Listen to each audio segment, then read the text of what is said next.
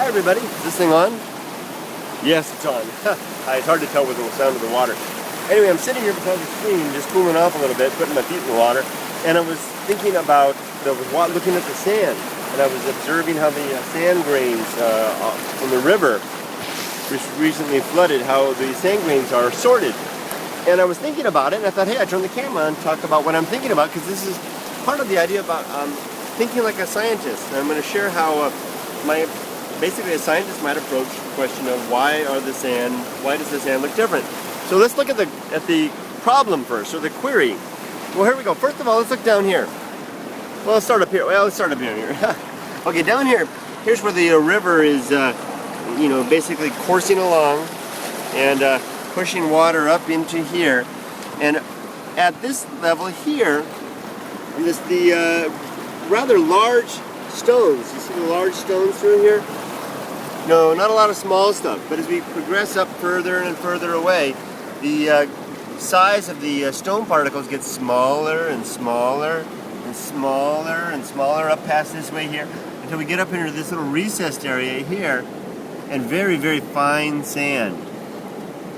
Now if we continue along here, get larger and larger and larger and larger until it gets really big again.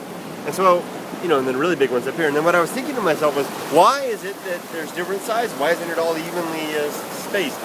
And now, a non-scientific thinking would just let it stand at that, come up with an idea. Well, maybe it has to do with waves or something like that, or maybe just God's will or whatever, and just let it stand at that. But a more scientific approach would be able to ask a question, formulate an idea, and then try to test the idea. Now, one idea might be just from simple observation, is watching the periodic waves come through here like that, and thinking, well, there's more energy with the waves. The wave's energy is dissipated as it comes up this channel. So a wave comes up the channel, not very many now, but there goes one, and here's a bigger wave, and there's more energy, and as the further up we get, there's less energy in the wave. Well, energy then relates to the ability to transport particles. The more energy, the larger the particle. The less energy, the smaller the particle. So that makes kind of sense. So we can have an idea, a hypothesis. Maybe the sorting is related to the amount of energy in the water that's pushing up.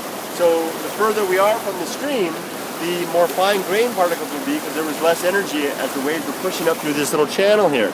And remember, the water's been receding. It was, 48 hours ago, it was way up here, and now it's gone down. So maybe that has to do with it. So I wonder if that's the case. I wonder if there's a way we could test that, just to test the idea that up here there was less energy, so the wave carried only the smallest grains in, basically in solution. You can see them in solution there, and down here it pushed the larger ones up. Well, sure, we could test that out. We could, for example, come up with some method to measure the amount of energy with the wave here, and then up here. Now we'd have to do that when the water was higher, or kind of find another test bed to test it with, find a way to measure the energy of the water as it's coming in. There's various ways that can be done. We could come up with a clever trick or some sort of a measurement tool. Another thing we could do, and maybe in conjunction with that, is to take photographs of the area. I'm sorry for the shadow and the light. Photograph the area now, measure the amount of energy being used, and then photograph the area later and see how the grains are sorted. We can come up with some ideas there. Another observation is over here, strange place. Why is this area here a mud pit? Look at all the great little footprints in there, worm tracks and footprints. We can go off in all kinds of different scientific inquiry here. Why is this basically a mud basin? See, it's this fine, beautiful silt, right over there. Wow, it's not even, it almost looks like an arc, doesn't it? And it grades down. We have the silt down here, back up here into the bigger particles. No, that's the exact opposite of what I was saying. So my theory must be wrong. Well, no, maybe there's another explanation. I'm trying to think like a scientist. So my idea is that before was that as we graded down towards the stream, that we would have larger particles. But up here, grading down, we grade down into basically fine silt, the finest possible silt we could have. So what could be the cause of that? Well, let's think a little bit more. Maybe there are, maybe this is a pool. Maybe this was not moving water. Maybe it's an exception to my rule. Maybe this was a pool of semi-still water that simply evaporated away and left all that brown sediment that's in suspension behind and basically settle like a blanket. over all of the rocks, carpeting it all so beautifully. Well, well, how can we test that? Well, maybe we can find a similar pool where that could be happening. Let's look around a little bit. No, not over there. That's too turbulent. That's going to be the first example. Oh, what about this? Look at this. This pool right here is kind of protected from the main stream right here. Look at that. Maybe in here, this water's barely moving. Maybe this would be the kind of place where there's not enough energy to be sorting the grains. Instead, all the bigger grains are suspended out first, or dropped out first, the smaller ones as well. And maybe instead what we're going to find is indeed fine-grained sediments. Well, look at that. That's awfully fine-grained over there. It's different, a little bit different though. Very, very dark sediments, very, very smooth, barely moving water there.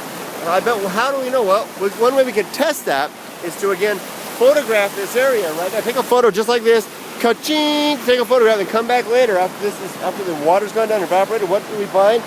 Maybe we'll find something like this, exactly the same type of thing. This is just already evaporated away with these fine ripple marks. Isn't that neat? So that, my friends, is how you can, without even being a credentialed scientist, you don't need PhD or anything, or have any degrees hanging on your wall. Just in living your life, you can think, act, observe, behave, speculate, and consider the world like a scientist, as I just did, sitting here soaking my feet, observing the grain sands, coming up with hypothesis, designing tests to test that hypothesis, and maybe show me how the world is actually working. To actually verify all this stuff, I'd have to run through the test, and then ask somebody else to verify, to do the same thing, and then we would have further strength, leading us more closer to something but as a theory. If the theory goes on long enough, we can approach a law. Wouldn't that be great? The law of water distribution. I'm sure someone's already covered that. Okay, I'm gonna go back and soak my feet. Take care, bye-bye. Think like a scientist, be a scientist.